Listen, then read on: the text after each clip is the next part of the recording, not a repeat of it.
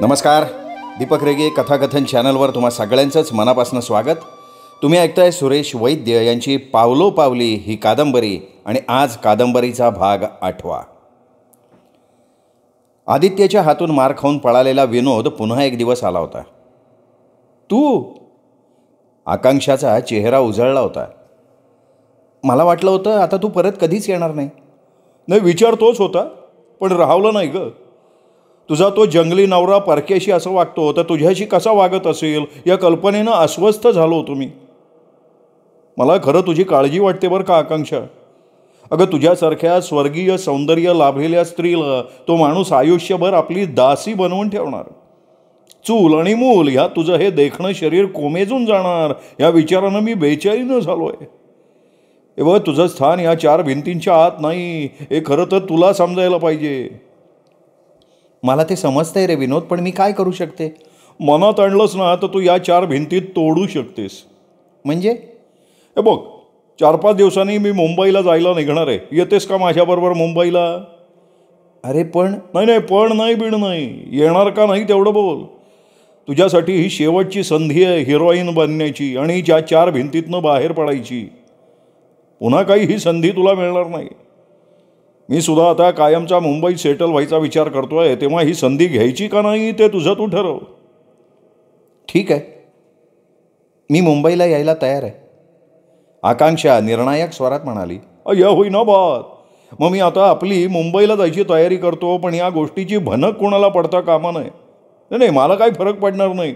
तुझं इथनं बाहेर पडणं मुश्किल होईल बरं काय. नाही, तू त्याची नको काळजी करूस. बरं, मग जाऊयात आपण. पण तुझ्याकडे पैसे वगैरे आहेत ना? आकांक्षानं शंकित नजरेनं विनोदकडे बघितलं. अगं, हे कशासाठी विचारतोय मी? मुंबईला गेल्यावर आपल्याला मोठ्या मोठ्या प्रोड्युसर्सना, डायरेक्टर्सना भेटायला जायला लागेल, एखाद्या पॉश हॉटेलमध्ये राहायला लागेल. थोडंफार इम्प्रेशन पडलं पाहिजे का नको? आकांक्षाच्या डोळ्यातले संशयाचे भाव निवळले. हे बघ, रोख पैसे माझ्याकडे नाही आहेत. दागिने म्हणशील तर 2 सोन्याच्या बांगड्या, अंगठी आणि हे गळ्यातलं मंगळसूत्र एवढंच आहे. हां, आईनी घर माझ्या नावावर केलं आहे बरं का. घर विकून टाक. भलतंच काय बोलतोयस? ते घर म्हणजे माझ्या वडिलांची आठवण आहे. शिवाय आई राहते तिथे. तू कमाल करतोय डार्लिंग. अगं, एकदा का तू हिरोईन झालीस ना, खोऱ्यानं पैसा ओढायला लागशील, अशी 10 घरं विकत घेऊ शकशील. फार काय, अगदी हेच घर परत विकत घेऊ शकशील. फार तर आत्ता विकलं जाईल त्याच्यापेक्षा दुप्पट पैसे त्यावेळी तुला द्यावे लागतील एवढंच. आणि आईचं म्हणशील तर ते इथे येऊन राहील ना. हिरोईन होताच खोऱ्यानं पैसा ओढायला लागशील. ह्या वाक्याने नेमका हवा तो परिणाम साधला गेला होता. अरे पण एवढ्या कमी वेळात मी घर कसं काय विकणार? माझ्यावर सोपं, मी करतो व्यवस्था. मी 2 दिवसात परत येतो, तोपर्यंत तू घराचे कागदपत्र वगैरे काढून ठेव. ते 2 दिवस आकांक्षा मनातनं काहीशी अस्वस्थ होती. आपण घेतलेला निर्णय योग्य का अयोग्य हा विचार अधूनमधून तिच्या मनात येत होता. पण आपण हिरोईन बनणार. आजवर ज्या फिल्म स्टार्सना आपण केवळ पडद्यावर बघत होतो, त्यांना प्रत्यक्ष पाहणार, त्यांच्याशी बोलणार, त्यांच्याबरोबर काम करणार. या सुखद कल्पनेनं मनात येत असलेल्या शंका ती आतल्या आत दाबून टाकत होती. पुढे टाकलेलं पाऊल आता मागे घ्यायचं नाही, स्वतःला बजावत होती. 2 दिवसांनी विनोद परत आला होता एका मारवाड्याला घेऊन. एक स्टॅम्प पेपर त्याने तिच्या पुढे केला होता. याच्यावर सही कर. हे शेडजी घर विकत घ्यायला तयार आहेत तुझं. त्यांच्याशी माझं सगळं बोलणं झालं आहे. जोवर तू इथे आहेस तोवर घराचा व्यवहार झाल्याचं कोणाला कळणार नाही. आपण नागपूर सोडल्यावर शेडजी घराचा ताबा घेतील. काय शेडजी, बरोबर आहे ना? बाईजी, आम्ही जबानचा एकदम पक्का असतंय, त्याचं तुम्ही बिलकुल फिकर नाही का करू. किंमत काय ठरली आहे? 80,000. काय? फक्त 80,000? अरे, मागे एक जण घर विकायचं आहे का म्हणून आईकडे आला होता, तेव्हा तो आईला 3 लाख रुपये द्यायला तयार झाला होता. त्यावेळची परिस्थिती वेगळी होती डार्लिंग. आपल्याकडे वेळ असता तर आपण अजून 10 गिरायकं बघितली असती. पण आपल्याला उद्या परवा नागपूर सोडायचं आहे नाही का. एवढ्या कमी वेळात आपल्याला दुसरं गिरायक कसं मिळणार? शिवाय आपल्याला चेक नाही चालणार, कॅश पाहिजे. आणि एवढी कॅश एक रकमी द्यायला केवळ हे शेडजी तयार झालेत. तेव्हा आता 80 तर 80. फार विचार करू नको. आपल्या दृष्टीनं वेळेला महत्त्व आहे. ठीक आहे, पैसे कुठे आहेत? मारवाड्यानं एका प्लॅस्टिकच्या पिशवीत गुंडाळलेली नोटांची पुडकी तिच्या हातात ठेवली. आकांक्षानं बॅग उघडली, एक नजर आतल्या नोटांवर टाकली, मग घराची कागदपत्र आणि स्टॅम्प पेपरवर सही करून ते सगळं मारवाड्याच्या हातात देऊन टाकलं. मारवाडी दोघांना जयगोपाल करून निघूनही गेला. आपण उद्या दुपारच्या गाडीने निघायचं आहे बरं का. मी रिझर्वेशन केलं आहे. तू दुपारी 3च्या सुमाराला घरातनं बाहेर पड. रिक्षा कर, स्टेशनवर ये सरळ. फर्स्ट क्लासच्या वेटिंग रूममध्ये मी तुझी वाट बघत थांबतो. आणि हां, घरातनं बाहेर पडताना जरा सावधगिरी बाळग बरं का.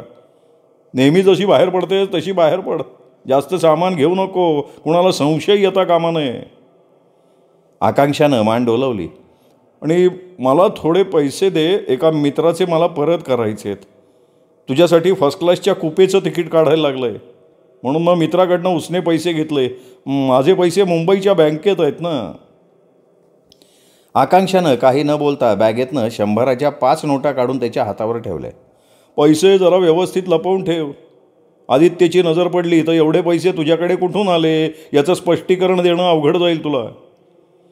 नाही, काळजी करू नकोस, आदित्य कधीच माझ्या बॅगेला हात लावत नाही. विनोद गेल्यावर आकांक्षानं सगळे पैसे आपल्या साड्यांच्या घडीत व्यवस्थित ठेवले, साड्या सुटकेसमध्ये ठेवल्या. त्या रात्री आकांक्षाचा डोळ्याला डोळा लागत नव्हता. रात्रभर तिची उलघाल चालली होती. मनात विचारांचं काहूर माजलं होतं.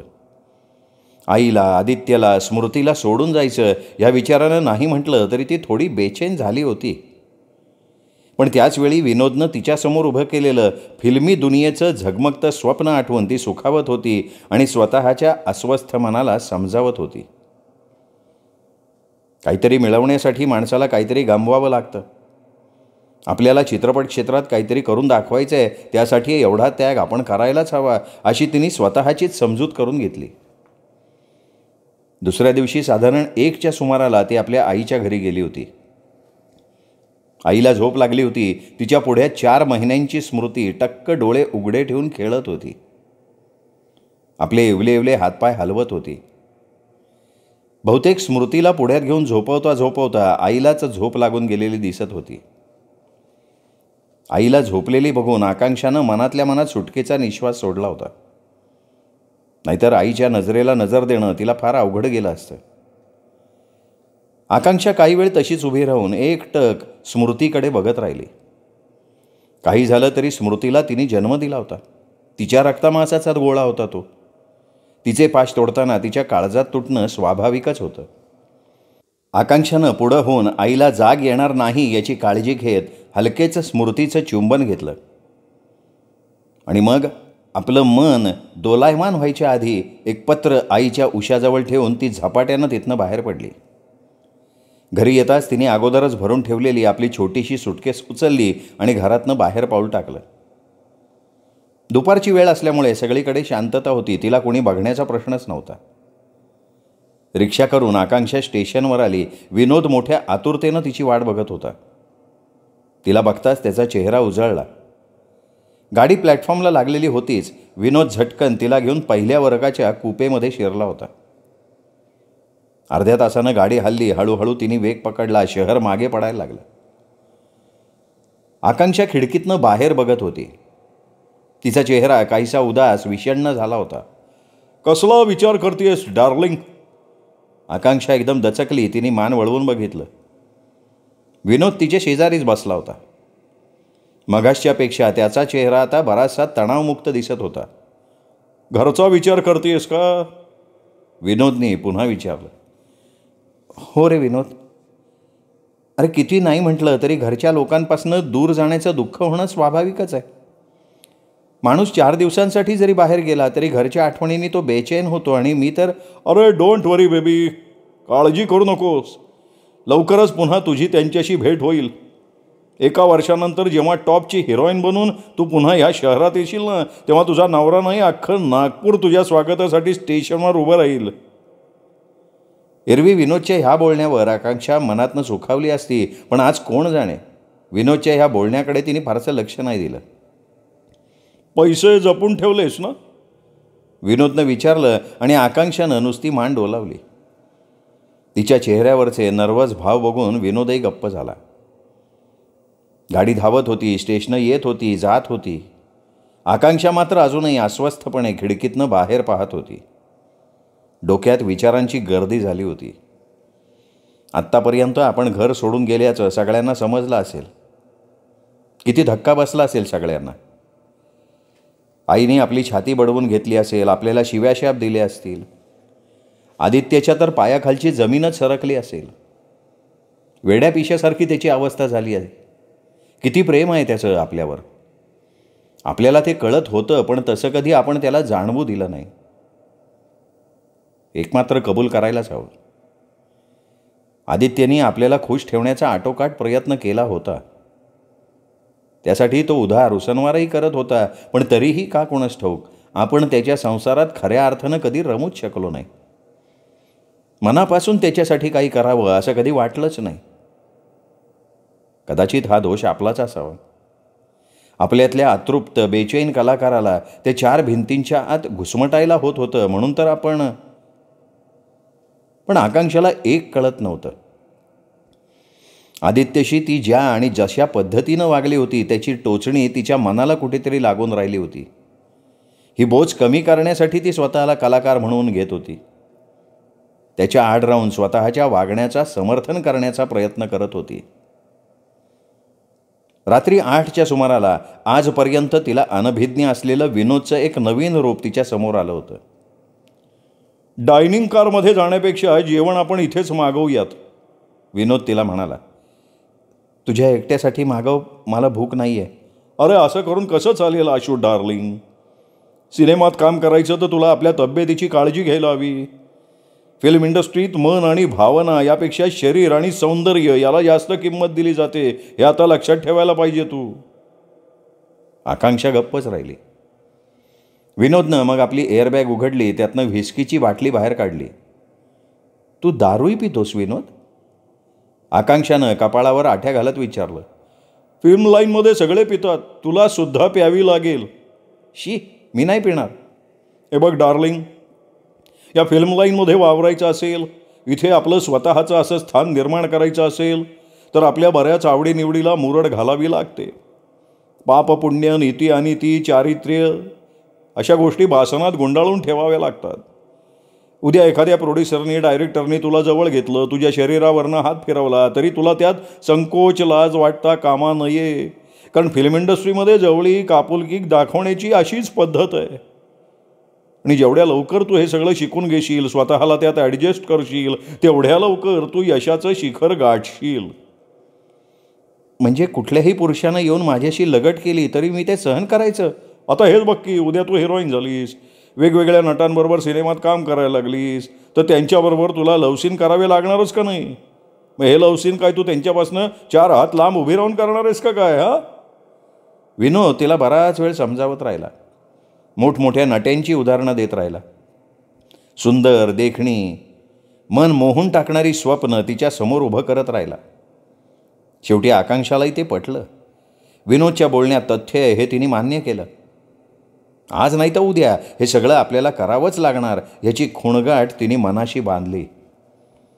विनोदच्या आग्रहाला बळी पडून तिने त्याच्याबरोबर थोडी व्हिस्कीही घेतली आणि मग त्याच नशेत तिने विनोदला आपलं सर्वस्व अर्पण करून टाकलं. तिच्या अधःपतनाची सुरुवात तिथूनच झाली होती.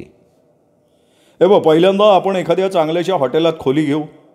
प्रवासानं तू थकल्यासारखी झाली आहेस. आजची रात्र आराम कर, म्हणजे उद्या सकाळी एकदम फ्रेश होशील. मग जाऊ आपण स्टुडिओत. गाडी भेटी स्टेशनवर थांबताच विनोद म्हणाला. आकांक्षानं मान डोलावली. आता तिची सगळी भिस्त विनोदवरच होती. तो म्हणेल त्याला मान डोलवणं एवढंच तिच्या हातात होतं. स्टेशनमधनं बाहेर येताच विनोदनं टॅक्सी केली. आकांक्षा भिरभिरत्या नजरेनं सगळीकडे बघत होती.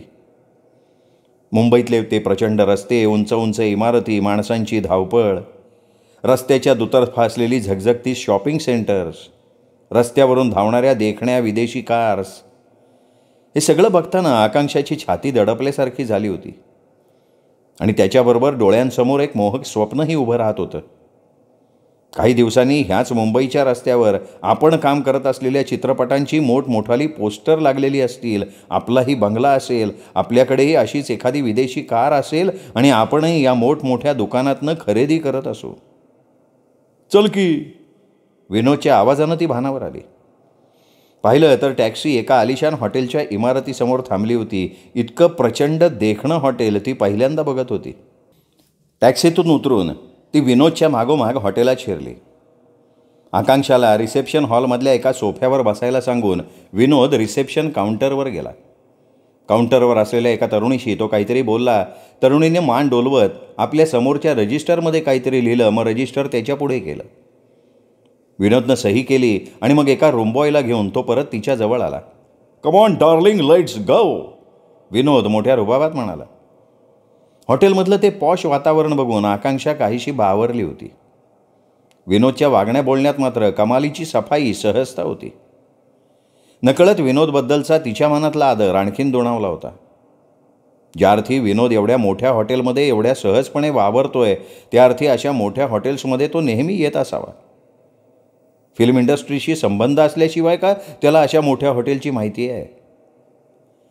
रूमबॉयनं दोघांच्या सुटकेसेस उचलल्या. विनोद आणि आकांक्षा त्याच्या मागोमाग चालायला लागले.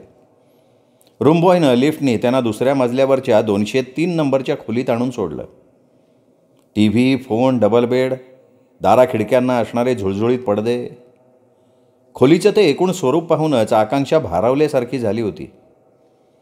हिंदी चित्रपटसृष्टीतली आपण आघाडीची नायिका बनल्याचं स्वप्न तिला आत्तापासून पडायला लागलं होतं. विनोदनं तिची ही मनस्थिती अचूक ओळखून तिला आणखीन फुलवलं होतं. त्या रात्री विनोद पुन्हा एकदा तिच्याजवळ आला होता आणि आकांक्षाला त्याला नाही म्हणणं शक्य झालं नव्हतं. दुसऱ्या दिवशी दिवसभरात विनोदनंही तिला 2-3 स्टुडिओमधनं फिरवलं. स्टुडिओत गेल्यावर तो तिला एका बाजूला उभं राहायला सांगायचा आणि कुणाशी तरी 5-1 मिनटं बोलून परत यायचा. आकांक्षानं विचारल्यावर एखाद्या बड्या निर्मात्याचं किंवा दिग्दर्शकाचं नाव सांगून तो आज आलाच नसल्याचं किंवा शूटिंगसाठी परगावी गेल्याचं सांगायचा. सगळा दिवस याच्यातच गेला. आकांक्षा मनातनं काहीशी नर्वस झाली होती. तिचा उतरलेला चेहरा बघून शेवटी विनोद तिला म्हणाला, अगं एवढी नर्वस काय होतीयेस? आपण अचानक आलो ना, त्यामुळे हा घोळ झाला. डोंट वरी, आपण आता सरळ सुभाषजींच्या घरीच जाऊ. कोण सुभाषजी? अगं सुभाषजी म्हणजे आपले सुभाष घई. बऱ्याच वेळेला त्यांनी मला आपल्या घरी बोलवलं होतं. भेटले की नेहमी म्हणतात, अरे विनोद भाई कभी घर पे आ जाना, बैठकर बातें करेंगे. मीच टाळत होतो का? कसं आहे, बोलवलं आणि लगेच गेलो होतं, आपलं इम्प्रेशन डाऊन होतं ना, नाही का? तर ठीक आहे, तुझ्यासाठी आपण डायरेक्ट त्यांच्या घरी जाऊ. शिवाय स्टुडिओत भेटण्यापेक्षा घरी गेलो तर निवांत बोलता येईल. सुभाष घईसारख्या एवढ्या मोठ्या निर्मात्या दिग्दर्शकाच्या घरी जायचं या नुसत्या कल्पनेनं आकांक्षाचा मरगळलेला चेहरा उजळला होता. सुभाष घई नेहमी नव्या चेहऱ्याला वाव देतात हे तिने फिल्मी मॅगझिनमध्ये वाचलं होतं. आणि विनोद सरळ आपल्याला त्यांच्या घरी घेऊन जातोय म्हटल्यावर विनोदविषयीची तिच्या मनात निर्माण झालेली पुसटशी शंका नाहीशी झाली होती.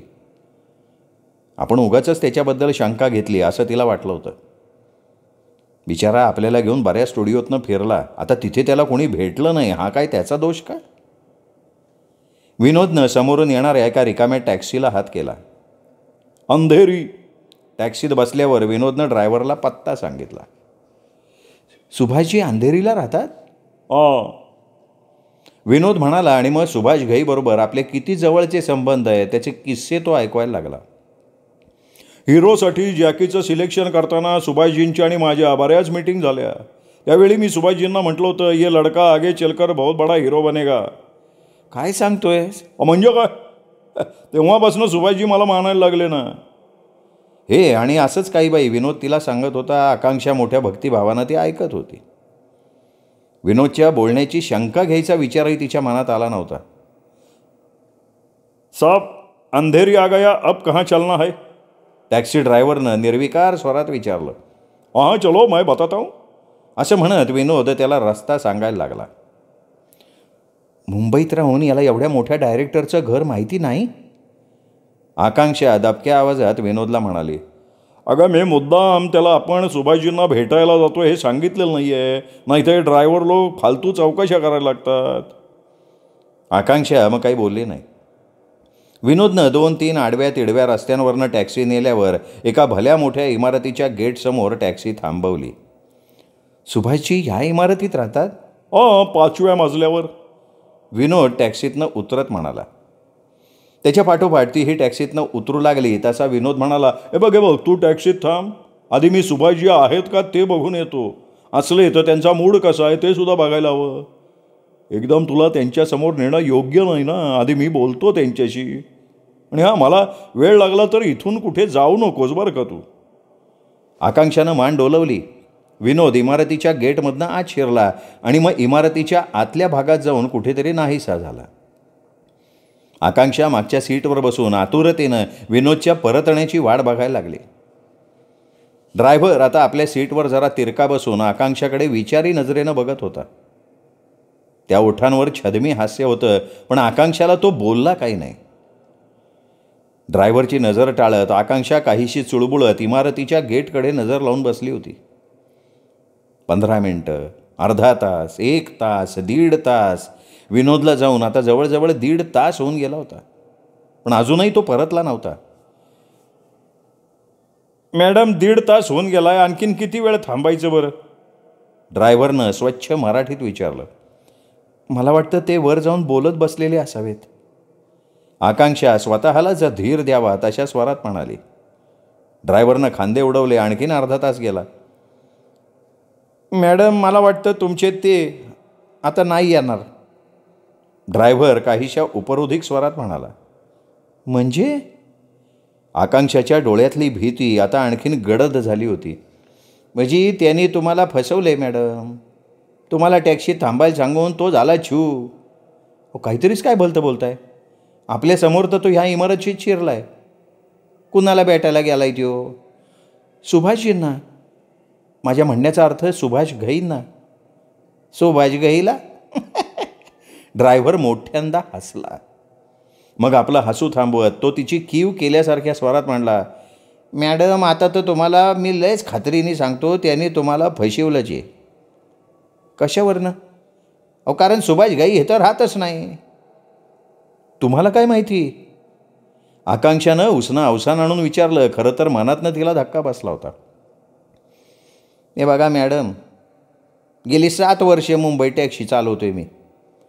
फिल्मी दुनियेतल्या बड्या बड्या हस्ती कुठं राहते ते आम्हा टॅक्सी ड्रायव्हरला माहीत नसतं तर कोणाला माहिती नसणार हो.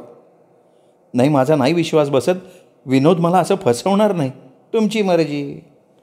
हे बघा, तुम्ही माझ्यावर विश्वास ठेवा असा माझा आग्रह बी नाही. पण आता 2 तास झाले आणि अजून पण तुम्ही काय म्हणताय ते विनोद साहेब परत नाही आलेले. माझ्या टॅक्सीचं भाडं द्या, मला मोकळं करा, म्हणजे मला इथनं जाता येईल. ड्रायव्हरच्या त्या निर्णायक स्वरानं आकांक्षा आणखीनच हवालदिल झाली आणि विनवणीच्या स्वरात म्हणाली, हे बघा, तुमचे जे काही पैसे होतील ते मी देईन, पण प्लीज मला एकटीला सोडून जाऊ नका. मला इथली काही माहितीच नाही हो. नाही, ते सगळं ठीक आहे ना मॅडम, पण असं इथे किती वेळ थांबायचं सांगा बरं. आकांक्षाच्याही मनात नेमका हाच विचार घोळत होता. क्षणभर थांबून ती म्हणाली, आपण आज जाऊन चौकशी केली तर? म्हणजे याचा अर्थ माझ्या बोलण्यावर तुमचा विश्वास नाही, नाही का? ठीक आहे, तुम्ही आज जा. सुभाष घई हे तर राहतात का नाही ह्याची शहनिशा करून घ्या, तोवर मी तुमची इथं वाट बघतो. आकांक्षा क्षणभर घोटमळली, पण पुन्हा काहीशा विनवणीच्या स्वरात म्हणाली, प्लीज तुम्हीही माझ्याबरोबर आलात तर फार बरं होईल. ड्रायव्हरनं क्षणभर विचार केला. मग आपल्या बाजूचं दार उघडत तो म्हणाला, ठीक आहे, चला. ती इमारत चांगलीच लांबरुंद होती. ए विंग आणि बी विंग अशा 2 भागात ती विभागली होती. पहिल्यांदा ते ए विंगमध्ये शिरले. इमारतीच्या तळमजल्याच्या जिन्याजवळ ए विंगमध्ये राहणाऱ्या फ्लॅटधारकांच्या नावाचा बोर्ड होता. बघा या बोर्डावर तुम्हाला कुठं सुभाष घई नाव दिसतंय का? बघा. आकांक्षा काही बोलली नाही. नाही, आता आलोच आहे आपण, तर बी विंगमध्ये खात्री करून घ्या. असं म्हणत ड्रायव्हर इमारतीच्या मागच्या बाजूला असलेल्या बी विंगच्या दिशेनं चालायला लागला. बी विंगच्या जिन्याकडेही तसाच बोर्ड होता, पण त्या बोर्डावर सुद्धा सुभाष घई हे नाव दिसत नव्हतं. आकांक्षाच्या चेहऱ्यावरचा रंग उडाल्यासारखा झाला होता. विनोदनं आपल्याला फसवल्याची जाणीव तिच्या चेहऱ्यावर दिसायला लागली होती. ते बघा मॅडम, तिकडं बघा. अचानक ड्रायव्हर तिचं लक्ष एका दिशेनं वेधत म्हणाला, मागच्या बाजूला पण एक गेट आहे बघा. आकांक्षानं बघितलं. खरोखर मागच्या बाजूला सुद्धा एक गेट दिसत होतं. कदाचित बी विंगमध्ये राहणाऱ्यांसाठी त्या बाजूलाही एक गेट काढण्यात आलं होतं. आलं का लक्षात आलं तुमच्या मॅडम? तुमचे हे विनोद साहेब आपल्या समोरनं एका गेटातनं आत शिरले आणि दुसऱ्या गेटातनं बाहेर पडले. आता तरी तुमची खात्री पटली का त्यांनी तुम्हाला हातोहात फसवले? मॅडम, ह्या इमारतीला 2 गेट आहेत याची त्याला आधीच माहिती असणार, म्हणून त्यांनी ह्या इमारतीची निवड केली आणि म्हणून त्यांनी तुम्हाला टॅक्सीतच बसायला सांगितलं. आकांक्षाला काय बोलावं तेच सुचत नव्हतं. तिचं डोकं सुन्न झालं होतं. ड्रायव्हर तिला घेऊन पुन्हा टॅक्सीजवळ आला. तिची मनस्थिती त्याच्याही लक्षात आली होती. तो काहीशा हळूवार आवाजात तिला समजावत म्हणाला, हे बघा, त्यांनी तुम्हाला फसविलंय हे आता तुमच्या बी लक्षात आलं असेल. तुम्ही चांगल्या घरातल्या दिसताय. माझं ऐका, त्याचा नाद सोडा आणि आपल्या घरी परत जा. घरी? तिने एकदम मान वर करून त्याच्याकडे बघितलं. मग आपल्या कोरड्या पडलेल्या ओठांवरनं जीभ फिरवत ती म्हणाली, माझ्यावर आणखीन एक मेहरबानी कराल? मला माझ्या हॉटेलवर सोडाल? हॉटेल? हां, आलं, लक्षात आलं. म्हणजे तुम्ही घरातनं पळून मुंबईला आले तर सिनेमात हिरोईन बनायला? हां? आकांक्षानं काही उत्तर दिलं नाही. कोणचं hotel? Hotel Ajanta. Ajanta hotel कुठं आहे ते? नाही, त्या भागाचं नाव नाही हो मला माहिती. मुंबईत मी पहिल्यांदा आली आहे. कमाल करताय मॅडम, एवढ्या मोठ्या मुंबईत तुमचं ते हॉटेल अजंठा मी कसं काय शोधणार बरं? ड्रायव्हर काहीसा वैतागून म्हणाला, निदान जवळपासची मोठी खून तरी लक्षात ठेवायची ना. हां, त्या भागात ऑपेरा हाऊस नावाचं एक सिनेमाचं थिएटर बघितल्याचं आठवतंय. ऑपेरा हाऊस, चला. आकांक्षा टॅक्सीत बसताच त्याने टॅक्सी सुरू केली. आकांक्षाचा चेहरा आता गंभीर झाला होता. विनोदच्या शब्दावर विश्वास ठेवून आपण फार मोठी घोडचूक केली याची जाणीव तिला झाली होती. विनोद धोकेबाज माणूस आहे असं आदित्य म्हणाला तेच खरं होतं. शीतलला सुद्धा त्याने असंच फसवलेलं असावं. आपल्याला आत्ता सोडलं तसंच त्यांनी तिलाही एवढ्या मोठ्या मुंबईत कुठेतरी एकटीला सोडून दिलेलं असावं. आपल्याच सारखा त्यानं तिच्याही शरीराचा. पण आता आपण काय करायचं? परत नागपूरला जायचं? पण कोणत्या तोंडानं जायचं? विनोदनी तर आपल्याला तोंड दाखवायलाही जागा ठेवली नव्हती. आणि आदित्यच्या समोर आपण कसं उभं राहणार? आपल्यावरच्या प्रेमापोटी कदाचित आदित्य आपला स्वीकार करेल सुद्धा, पण आई, ती नाही आपल्याला कधीच माफ करणार.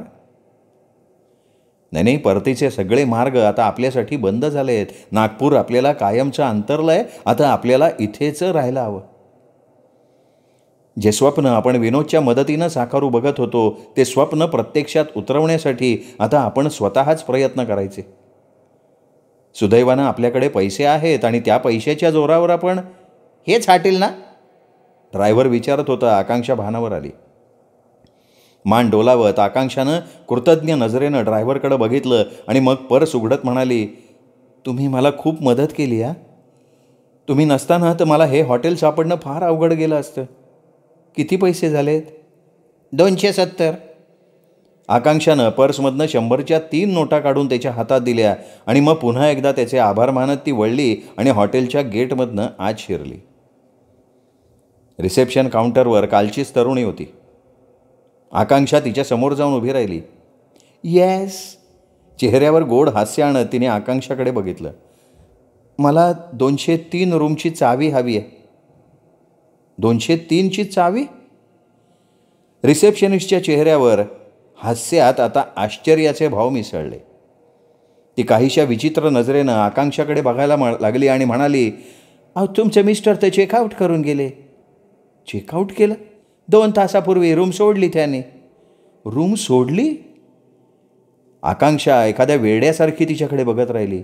येस, काल रूम घेतानाच त्याने तसं सांगितलं होतं. त्यामुळे आम्ही त्यांचं बिलसुद्धा तयार ठेवलं होतं. आणि माझं सामान? आकांक्षानं कापऱ्या आवाजात विचारलं. ते सुद्धा घेऊन गेले ते. रूम सोडली म्हटल्यावर सामान कशाला ठेवतील? माझ्यासाठी काही निरोप ठेवलाय का त्यांनी? आकांक्षाच्या पायाखालची जमीनच सरकल्यासारखी झाली होती. मघासच्यापेक्षा हा धक्का जबरदस्त होता. विनोदनी तिचं नुसतं शरीरच नाही तर सर्वस्व लुबाडून नेलं होतं. तिला पुरतं नागवलं होतं. विनोदनं सकाळी बाहेर पडताना तिला तिच्या गळ्यातलं मंगळसूत्रच नाही तर हातातल्या सोन्याच्या बांगड्यासुद्धा काढून ठेवायला लावल्या होत्या. इंडस्ट्रीमध्ये बांगड्या घालायची फॅशन नाही असं सांगितलं होतं. याचा अर्थ विनोदनं अगदी ठरवून तिला लुटलं होतं. तिचे पैसे, दागिने एवढंच नाही तर कपडेसुद्धा घेऊन तो पळून गेला होता. अक्षरशः अंगावरच्या एका कपड्यानिशी त्यांनी तिला रस्त्यावर आणून सोडलं होतं. आकांक्षा लटपटत्या पावलांनी आणि खचलेल्या मनाने हॉटेलमधनं बाहेर पडली. त्या क्षणी तिचा चेहरा रक्त शोषून घेतल्यासारखा पांढरा फट्टक पडला होता. डोळ्यातली सगळी चमक विझली होती. आता पुढे काय, हा एकच प्रश्न तिच्यासमोर अकराळ विकराळ रूप घेऊन उभा राहिला होता. ज्या पैशांच्या जोरावरती मुंबईत राहायचं म्हणत होती, आपलं स्वप्न साकार करण्याची जिद्द बाळगत होती, त्या पैशाचा आधारच विनोदनं तिच्याकडनं काढून घेतला होता. पावलोपावली पैसा मागणाऱ्या या शहरात आता ती कसं राहणार होती, कसं आपलं स्वप्न साकार करू शकणार होती. साध्या 2 वेळेच्या जेवणाला सुद्धा ती महाग झाली होती. एवढ्या शहरात तिचं असं कोणीच नव्हतं. विनोदनी त्याचाच फायदा घेतला होता. या अनोळखी शहरात तिचं काय होईल याचा थोडासुद्धा विचार त्यांनी केला नव्हता. त्याच्या गोड बोलण्यावर आपण विश्वास ठेवला याचा आता आकांक्षाला पश्चात्ताप होत होता. पण ह्या वांझोट्या पश्चात्तापाचा आता काही उपयोग नव्हता. आकांक्षा अंगात जीव नसल्यासारखी पाय ओढत हॉटेलच्या गेटमधनं बाहेर पडली आणि उद्देशहीन चालल्यासारखी चालायला लागली. अचानक एक टॅक्सी तिच्या जवळ येऊन थांबली. आकांक्षा दचकून बाजूला सरकली. मग तिने मान वळवून बघितलं तर मगाचाच टॅक्सी ड्रायव्हर तिच्या समोर उभा होता. तुम्ही? हां, मीच की. तिच्या उद्ध्वस्त चेहऱ्याकडे बघत तो म्हणाला. कसे मॅडम, या असं काहीतरी होणार याची मला कल्पना होती म्हणून थांबलो होतो मी. पण तुम्हाला कसं माहिती की? अहो, साधी गोष्ट आहे, साधी आहे. कसं आहे, तू घरातनं पळून आलती म्हणजे येताना बरोबर पैसे दागिने आणले असणार. मुंबईची तुला काय माहिती नाही तरी तू अजंठासारख्या हॉटेलात उतरली. त्यावेळी माझ्या लक्षात आलं की तुझ्याबरोबर तो विनोद असणार. अंधेरीसारख्या ठिकाणी तुला सोडून तो गायब झाला म्हणजे विनोदनी तुला तिकडं सोडलं. तुझे पैसे दागिने सगळे घेऊन या अजंठ्या हॉटेलमधनं पॉबारा केला असणार. अंदाज बांधला मी. तसंच झालं का नाही? आकांक्षानं ओंजळीत तोंड लपवलं आणि ती गदगदून रडायला लागली. इतका वेळ आत दाबून धरलेला तिचा आवेग अनावर झाला होता. आपण अगदी असह्य अगतिक आहोत ही जाणीव तिला प्रकर्षानं झाली. आता रडून काय उपयोग आहे? या सगळ्याचा विचार आधी करायला पाहिजे आता तू. आकांक्षा काही बोलली नाही. काही वेळ ती तशीच फुंदत राहिली. मग आता काय करायचं ठरवलंय? तिचा आवेग थोडा कमी झाल्यावर त्याने विचारलं. माझ्यासमोर सगळीकडे अंधारच अंधार आहे. विनोदनं फसवल्यानंतरही मी इथे राहायचं ठरवलं होतं. ज्यासाठी मी माझी माणसं घरदार सोडलं ते माझ्या स्वतःच्या हिमतीवर पूर्ण करण्याचा विचार केला होता.